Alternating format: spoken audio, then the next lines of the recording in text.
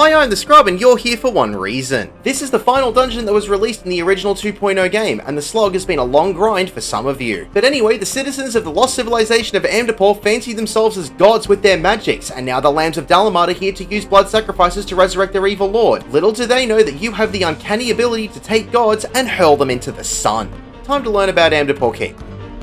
Simplified.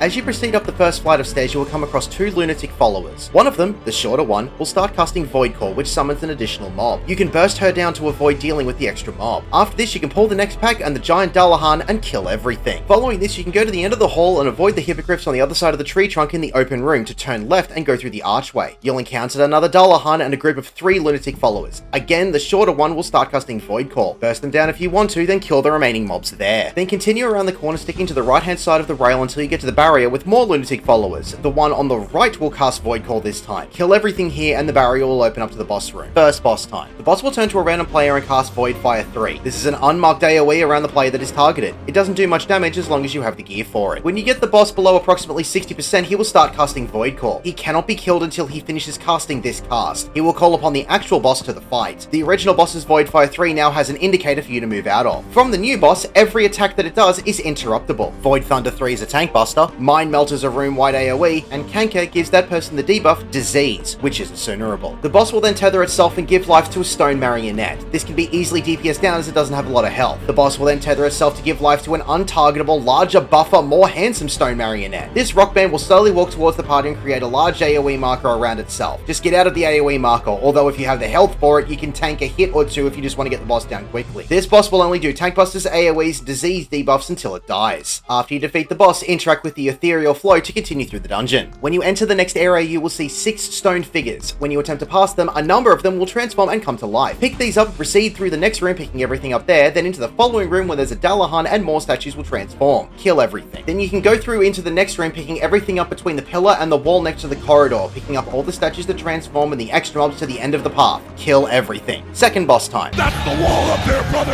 An important note, you can fall off. There are no railings here. Be careful. Also, regardless of the aggro meter, the wall will randomly auto-attack anyone. There will be purple straight lines on the inside then the outside of the platform. Just move to the outside and wait for the first AoE to disappear and then move into it as it goes off to dodge it. If you get hit by the middle one, it will give you the debuff Heavy. If you get hit by the outside one, it will give you the debuff Slow. Both of these are quickly incinerable. After 2 cycles of this in-out platforming, it will cast Repel. This is a large knockback to all players, and arm's length and short cast do not work. And after the move goes off, the wall will actually move in to make the playing area slightly smaller. Also, make sure you are standing as close to the middle of the platform for the knockback as possible, because if you're standing on the side, you will get yeeted and die. After defeating the wall, just run through it. You will see the ethereal flow to go upstairs to the next area. Follow the path over the bridge and around the corner, picking up everything along the way until you get past the U-turn and just before the second bridge. Kill everything. Then pull everything to the final door to the boss room. Kill everything. Final boss time. When the boss is turned around by the tank, it will immediately do Tail Dive. Watch out for the large conal AoE behind it. If you get hit by this, it will give you the debuff Concussion for 15 seconds, but it is incinerable. Don't stand with the tank because the boss will do an untelegraphed and no cast bar tank buster. Rotten Breath will give the tank and everyone else standing in front of the boss the debuff Disease. This debuff is incinerable. At a certain point, the boss will cast Imminent Catastrophe. You must get behind a statue in order to dodge this mechanic as it is line of sight based. From here, the statues will start transforming into ads for the fight. These ads don't have a lot of health, so they can be nuked. The boss will repeat mechanics until it's defeated. Congratulations, you have beaten Amdapor Keep.